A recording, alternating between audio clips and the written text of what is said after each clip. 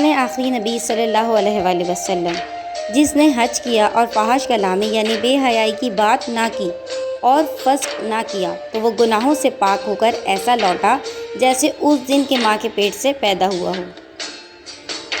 فرمان آخری نبی صلی اللہ علیہ وآلہ وسلم، حج اور عمرہ کرنے والے اللہ پاک کا گروہ ہیں، اگر وہ اس سے کوئی دعا کریں تو وہ قبول فرماتا ہے اور اگر مغفرت طلب کریں تو وہ بخش دیتا ہے۔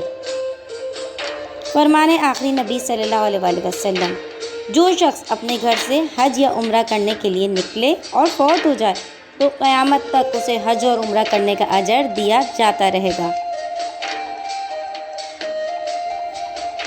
جس نے حج کیا اور میری زیارت کو نہ آیا، بے شک اس نے مجھ پر ظلم کیا۔ حج و عمرہ محتاجی اور گناہوں کو ایسے دور کرتے ہیں جیسے بھٹی لوہے اور چاندی اور سونے کے میل کو دور کرتی ہے، اور حج مبرور کا ثواب جنت ہی ہے۔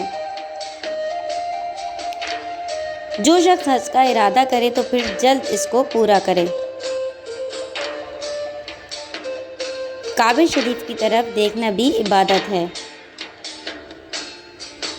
حجر اسود اور رکن یمانی کا مسح کرنا گناہوں کو خوب مٹاتا ہے۔ ابو رزین رضی اللہ تعالیٰ عنہ سے روایت ہے کہ انہوں نے عرض کیا، یا رسول اللہ، میرے والد بوڑھے ہیں، نہ حج کر سکتے ہیں، نہ عمرہ اور نہ سفر۔ آپ صلی اللہ علیہ وسلم نے فرمایا، اپنے والد کی طرف سے تم حج و عمرہ کر لو۔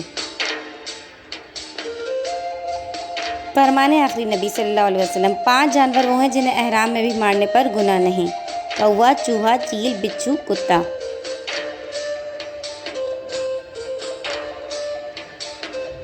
حدیث شریف میں ہے، حج عمرہ کرنے والے خدا کے مہمان ہیں۔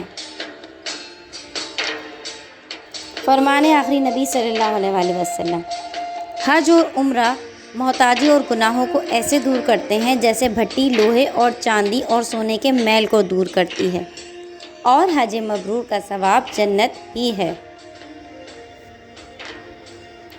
نبی کریم صلی اللہ علیہ وآلہ وسلم نے حضرت بی بی میمونہ رضی اللہ تعالی عنہا سے بحالت احرام میں نکاح کیا۔ حج کب فرض ہوا؟ حج سن 9 ہجری میں فرض ہوا۔